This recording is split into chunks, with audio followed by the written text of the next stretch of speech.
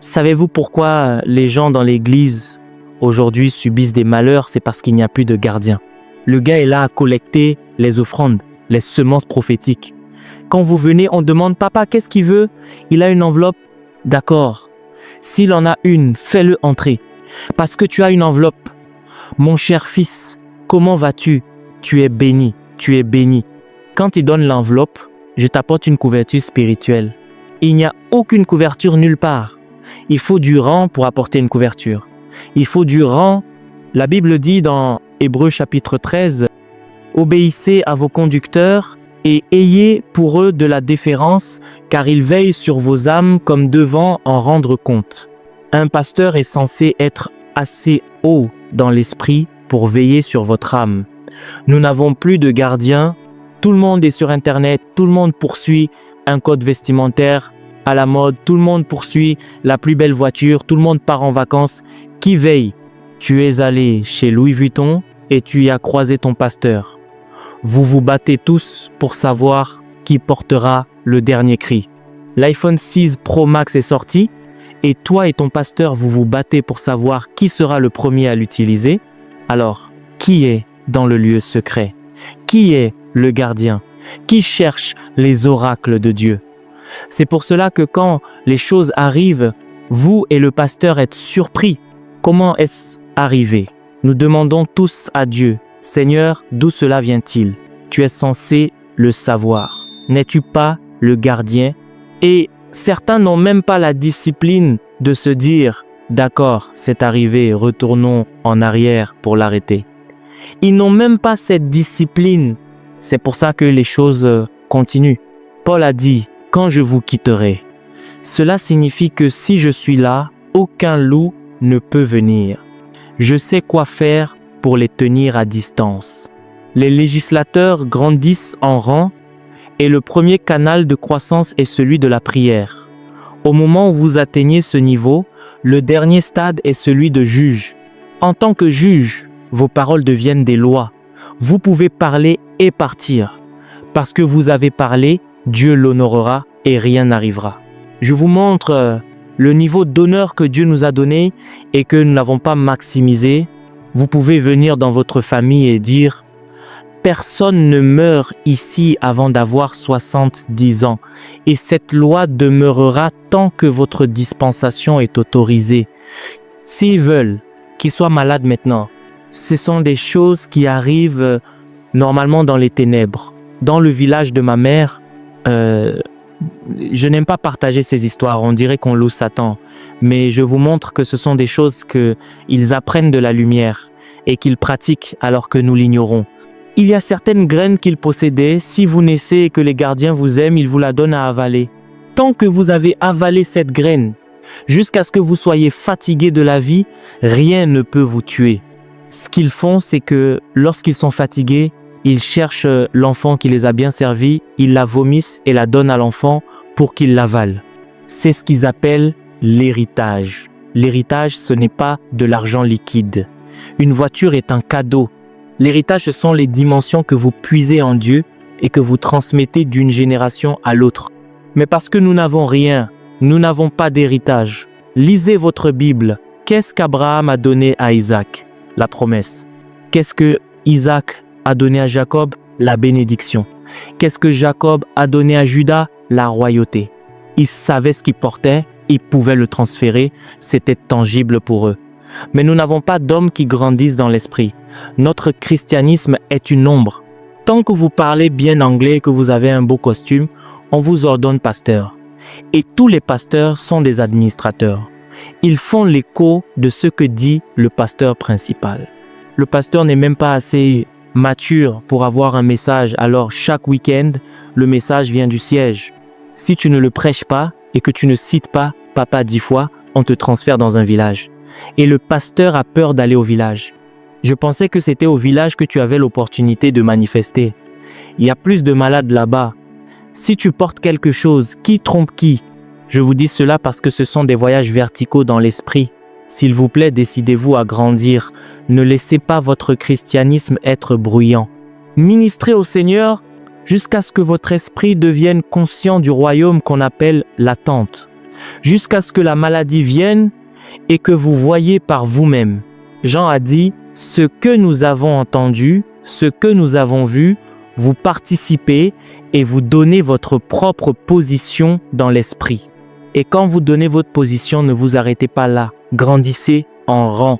Soyez fidèles jusqu'à ce que Dieu vous donne une juridiction et vous dise, tant que tu es ici, ce genre de choses ne peut pas arriver. Qu'on dise qu'à votre époque, les hommes craignaient Dieu.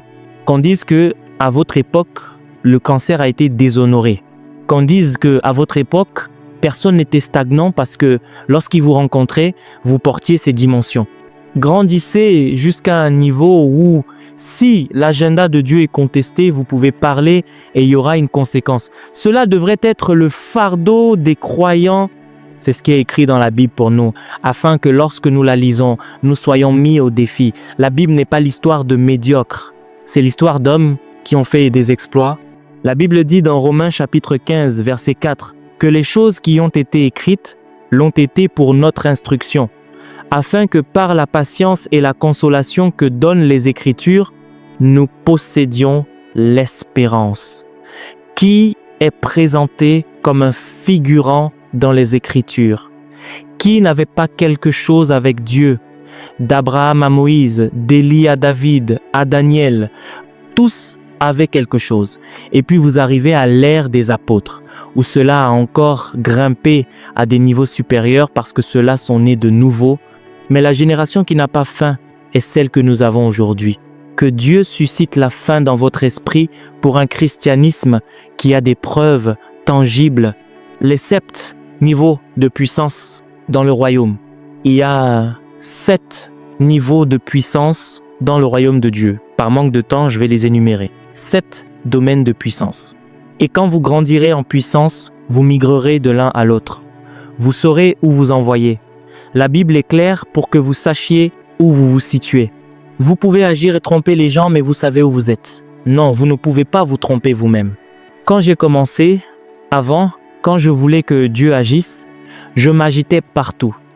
Mais le Saint-Esprit m'a dit, écoutez monsieur, le cancer ne part pas par le bruit. Les yeux aveugles ne s'ouvrent pas par les cris. Les oreilles sourdes ne répondent pas au volume. Si vous avez besoin de puissance, voici ce qu'il faut faire. J'ai donc commencé à apprendre selon la Bible, car sinon, j'aurais été déshonoré. Je suis allé dans beaucoup d'endroits, quand j'avais fini de prêcher, ils disaient « bon message », mais ils attendaient que vous prouviez, vous dites que Jésus sauve, où est le salut? Vous dites que Jésus guérit. Vous savez, quand vous voyez des jeunes qui n'ont pas testé Dieu, ils vous diront que c'est le message de l'évangile qui importe. Tout message qui ne peut pas être prouvé est une plaisanterie, à moins que vous n'ayez pas assez voyagé. Voyager et prouver. Vous dites que vous prêchez le Christ. D'abord, quand vous prêchez, ils veulent ressentir la conviction au-delà des faits que vous énoncez. Et quand la conviction est ressentie, ils veulent aussi voir la tangibilité. Pourquoi pensez-vous que Jésus lui-même a dit à ses disciples « Ne partez pas tant que vous n'avez pas la puissance ». Pourquoi ne leur a-t-il pas dit « Allez, parlez juste de moi, prêchez-moi ». Vous allez dans des nations où vous savez que si Dieu ne se prouve pas ici, si vous rentrez dans votre pays, c'est que la miséricorde de Dieu a parlé pour vous. Je suis allé dans certains de ces pays, je suis allé prêcher à Dubaï. Des gars sont venus et regardaient, ils prétendaient que leur religion était la vraie, voyons la preuve. Et là, vous savez que si vous racontez des histoires et que vous partez, vous avez des ennuis. Je suis allé au Pakistan. Ils rassemblent les malades au cas où vous ne les verriez pas, ils les mettent devant. Personne ne crée de section à l'arrière. Assis devant, regardez-les ici. Ce Jésus qui est la vie, qu'il donne la vie à leurs oreilles. Vous pouvez être avec vos amis dans votre quartier, prêcher et faire comme ça le feu de Dieu. Vous êtes au Kenya. Mais quand les choses deviennent dangereuses, vous pouvez dire « Caribou, caribou ». Si vous quittez ici pour l'Afghanistan, si vous dites « Assant », ils diront « Qu'est-ce que c'est que ça ?» Vous devez apporter une autre langue appelée « la puissance ». Il y a 7 domaines de puissance. 1. La capacité de chasser les démons. Cela aurait dû être le plus haut niveau, mais la façon dont Jésus a marché, c'est qu'il a réglé le compte des démons et nous a donné l'autorité. C'est pourquoi c'est devenu le niveau le plus bas. Sinon, nous n'aurions pas fait le poids face aux démons ou aux anges déchus. Mais ce que Jésus a fait, c'est que en battant Satan, il nous a mis à sa place.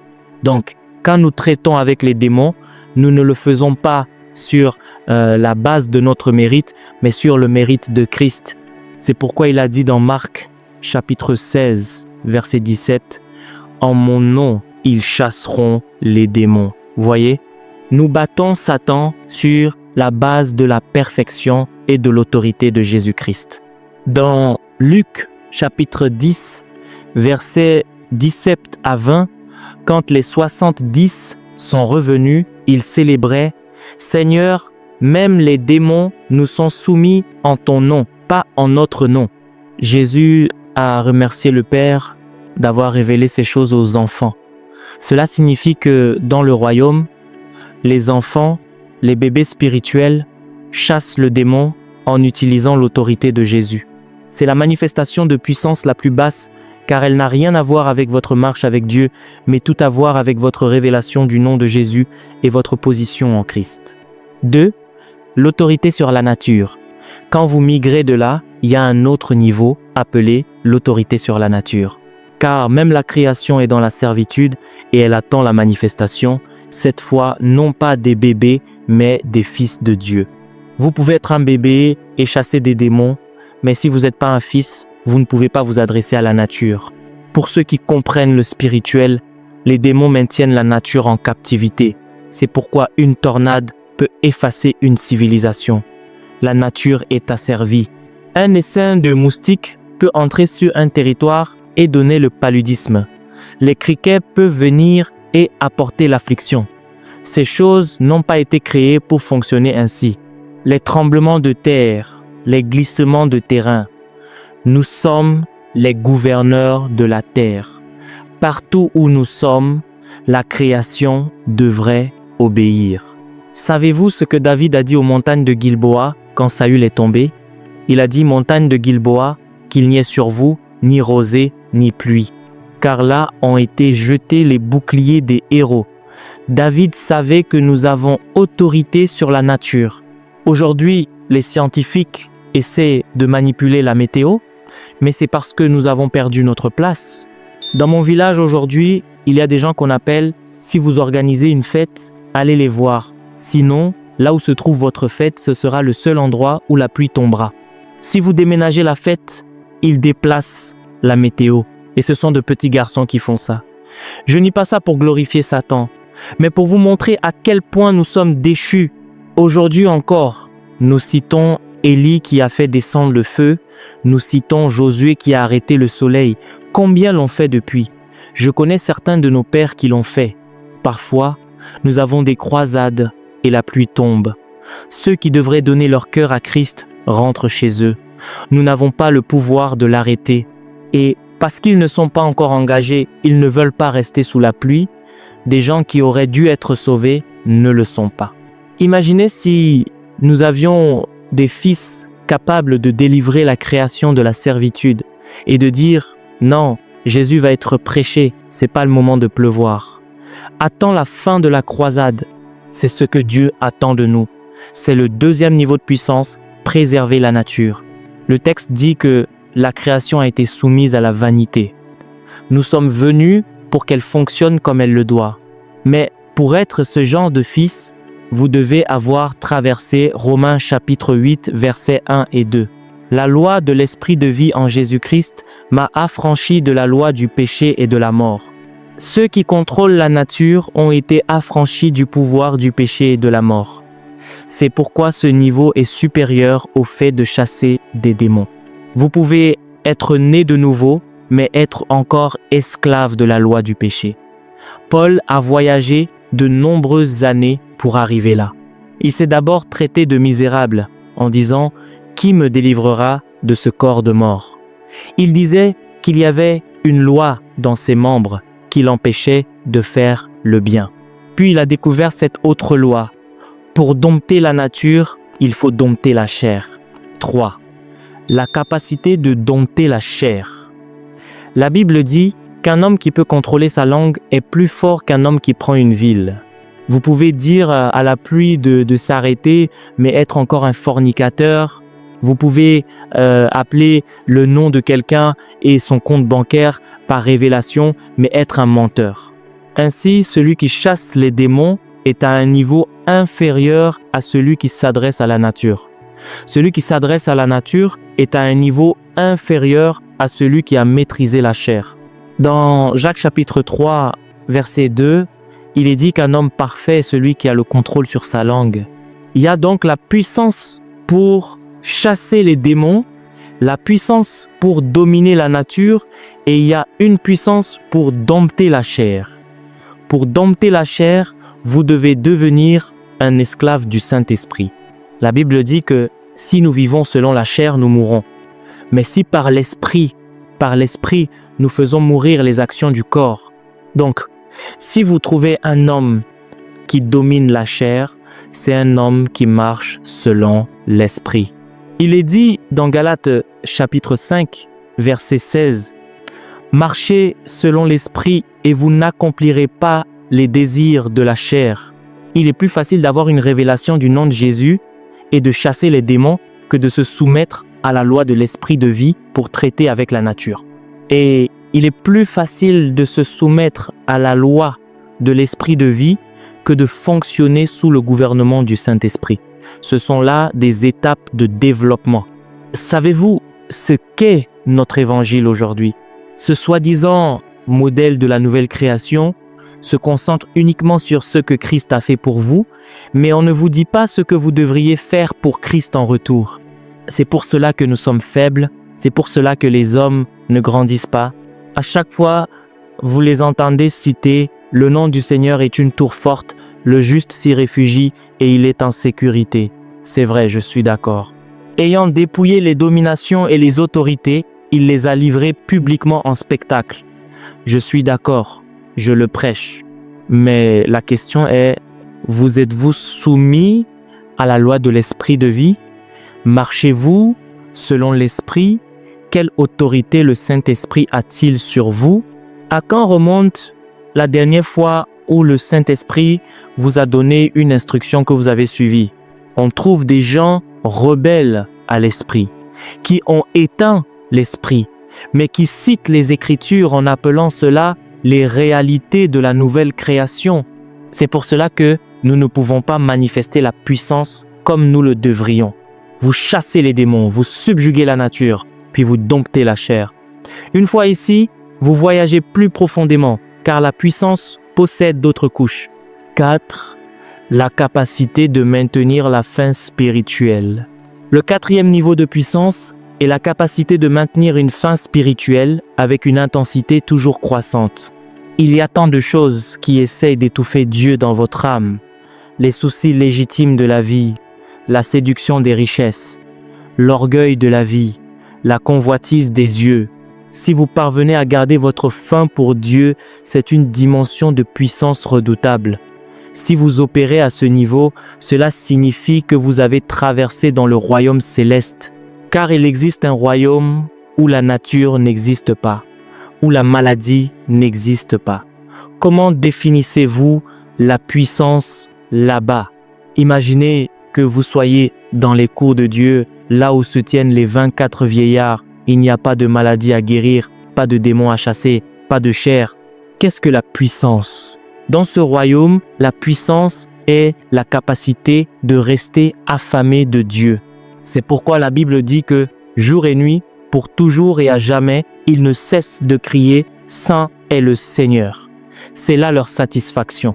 Si votre christianisme atteint un niveau où vous n'êtes jamais rassasié, ou plus vous avez de Dieu, plus vous en voulez, sachez que la puissance qui vous dirige n'est pas une petite dimension.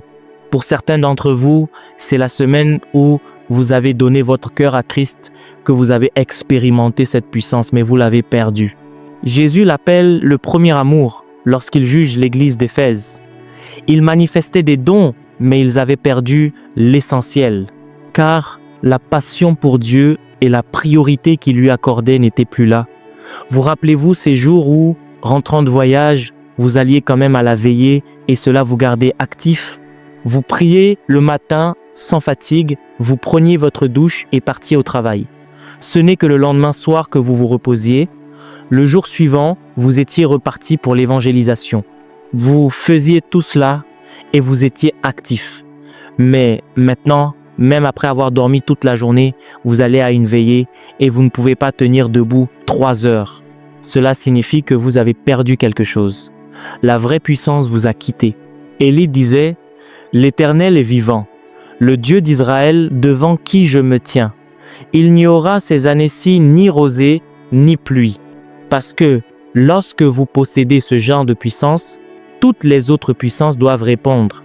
En montant plus haut, les puissances subordonnées s'alignent automatiquement. Élie dominait la nature parce qu'il se tenait dans la présence de Dieu, il était dans le palais, mais il transportait la même atmosphère. Il doit y avoir une intensité qui voyage avec vous comme un radar. Vous portez tellement de Dieu que même en entrant dans une banque, sans parler, les gens savent que quelqu'un est arrivé. Vous entrez à l'aéroport, les gens font la queue, et au moment où vous rejoignez la file, les gens se retournent, non monsieur, passez devant, vous venez avec une gloire. Ils savent que quelque chose hors de leur royaume a envahi l'espace. C'est de cette puissance-là que je parle. Avez-vous cette intensité? Brûlez-vous pour Dieu comme une flamme? N'avez-vous jamais connu cela? Quand la réunion se termine, vous rentrez chez vous, mais vous ne pouvez pas vous reposer. Ces 4 heures de réunion n'étaient qu'un échauffement pour vous. Vous rentrez, vous commencez votre propre réunion et vous restez là jusqu'à 2 heures du matin. C'est seulement après 2 heures du matin que votre service s'achève, car c'est là que l'énergie redescend. Et avant l'aube, elle revient. J'ai dit à un ami un jour, fais attention, cette chose qui est venue sur toi et qui te donne le désir de Dieu et de marcher dans la pureté, ne la perds pas. Le jour où tu la perds, tout le reste ne sera qu'un gâchis. Je parle de la puissance dans les lieux célestes, des hommes qui ont une faim qu'ils peuvent maintenir. Retrouvez-les après 5 ans, ils brûlent toujours. La dernière fois que vous les avez vus, c'était sur le campus, ils brûlaient pour Dieu. Aujourd'hui, vous les revoyez, ils sont constants. Vous vous demandez comment es-tu resté ainsi? C'est une puissance. Votre camarade que vous avez vu en 100e niveau et qui était en feu, prêchant partout, vous le revoyez 20 ans plus tard. Il est homme d'affaires, mais il est toujours en feu. Il fait ses affaires en parlant en langue. Quand les gens partent en pause déjeuner, lui se retire dans un coin pour prier. C'est quelque chose de lourd. Je me souviens, il y a des années, quand ce feu m'a frappé, j'étais à la maison et mes sœurs regardaient des films. Je mourais de colère. Elles regardaient des séries. Quand il y avait une coupure de courant et qu'elles étaient fâchées, c'est là que moi j'étais heureux. J'appréciais l'obscurité car elle me donnait l'opportunité d'être tranquille. Je pouvais rester sur ce fauteuil à prier pendant des heures sans jamais être fatigué. La prière n'est pas une corvée, c'est un voyage. Vous montez, vous voulez monter encore car quelque chose brûle et ne s'arrête pas. 5. Le brisement. Si Satan vous vole cette faim, il vous a tout volé. Car après la capacité de maintenir la faim, le niveau de puissance suivant est le brisement. Un homme qui rencontre Dieu chaque jour ne peut pas être fier. Il voit trop de choses pour être orgueilleux. Il est trop conscient de Dieu pour être conscient de lui-même. Cette puissance mène au niveau suivant, le brisement. Et c'est dans le brisement que Dieu peut vous confier les oracles de son esprit. Regardez dans votre Bible, plus les hommes montent haut, plus ils deviennent brisés. Aucun homme fier ne peut prétendre avoir de l'autorité dans l'esprit. C'est un plaisantin. Face à la majesté de Dieu, on tombe comme mort. Le 5e niveau de puissance est donc le brisement. Il faut beaucoup de puissance pour substituer l'orgueil. Quand les choses tournent mal, c'est vous qui vous excusez, non pas parce que vous avez tort, mais parce que vous prenez la responsabilité de la paix. C'est un niveau de puissance sous-estimé. On vous sous-estime, mais cela ne vous atteint pas. Vous êtes trop grand pour ce qu'ils pensent de vous. Vous n'êtes pas du genre à être offensé pour un mot ou deux. Non, on ne peut pas vous offenser. On ne pouvait pas offenser Jésus-Christ, car tout ce que vous disiez ne l'atteignait pas. Il était trop brisé pour être offensé, trop doux pour être offensé. Quand vous voyez des hommes vraiment puissants, vous voyez cette puissance dans la simplicité et le brisement. Quelqu'un a dit que les grands hommes ne sont pas vêtus d'or, mais quand on les gratte, on découvre qu'ils sont faits d'or. Vous les attaquez, ils vous regardent simplement. Ils vous laissent à vous-même. N'avez-vous pas vu des situations où le propriétaire d'un établissement arrive et on le sous-estime? Puis plus tard, celui qu'on pensait être le patron arrive et se prosterne devant lui. On réalise alors, c'est lui le chef. Pourtant, le chef est venu en t-shirt. Un chef n'a pas besoin d'un costume pour prouver qu'il est le patron. Il est le patron, c'est pour ça qu'il ne porte pas de costume. L'autre doit porter le costume car c'est obligatoire pour lui. Alors que vous grandissez en Dieu, il insistera sur le brisement. La Bible dit que les sacrifices de Dieu sont un cœur contrit et un esprit brisé. Cela signifie que lorsqu'un homme entre dans l'humilité et le brisement, il a perfectionné le sacrifice spirituel. C'est pourquoi cette puissance est élevée dans le royaume de Dieu. Un homme brisé a offert son sacrifice pour le péché, son offrande agitée, tous les sacrifices. Dieu considère le brisement comme la soumission de ses sacrifices. C'est pourquoi il dit qu'il ne peut pas mépriser un homme brisé. La Bible dit « Sur qui porterai-je mes regards ? Sur celui qui a le cœur contrit et l'esprit brisé. » Ce genre d'homme, Dieu ne peut lui résister. Tout ce qu'il désire, Dieu se sent sous pression de le lui accorder. Dieu l'aime trop. Les yeux de Dieu sont perpétuellement sur lui. Quand vous trouvez des gens qui ont de l'autorité dans le royaume de Dieu, ce sont des gens brisés. C'est pour cela que lorsque vous allez au ciel, ceux qui siègent sur des trônes sont ceux qui se prosternent au sol. Ceux qui ont l'autorité de s'asseoir sur des trônes sont ceux qui n'y siègent pas. Ils tombent sur leur face. Ils jettent leur couronne, car leur puissance n'est pas le trône, ni la couronne, mais le brisement. Vous leur donnez un trône, ils ne s'y assoient pas, car ils savent ce qui les a maintenus là. Et celui qui est tombé à cause de l'orgueil. Il a dit, « J'élèverai mon trône au-dessus des étoiles de Dieu. Je serai semblable au Très-Haut, a-t-il dit. Et l'on a trouvé l'iniquité dans son cœur. Il fut chassé du ciel. » Or, cet individu est celui qui dirige toute la rébellion du monde. Imaginez alors la puissance que possèdent les 24 autres. À mesure que vous grandissez en puissance, voici ce qui vous arrive. Un moment vient où vous ne vous souvenez plus de la dernière fois où vous avez été faible face à la pornographie car vous avez dompté la chair. Un moment vient où votre faim de Dieu ne cesse de croître. Vous jeûnez et vous voulez jeûner davantage. Vous priez et vous voulez prier davantage. Vous étudiez et vous voulez étudier davantage. Puis vient le brisement, des choses qui offensent les autres. Lorsqu'on vous les fait, vous ne vous sentez pas offensé. Et quand les gens s'excusent, vous ne savez même pas pourquoi. Vous dites, pourquoi t'excuses-tu? Vous ne saviez même pas que c'était offensant. Ils disent, non, nous t'avons manqué de respect. Et vous répondez, oh, je ne l'avais pas remarqué. Mais si tu as eu l'impression de me manquer de respect, c'est pas grave.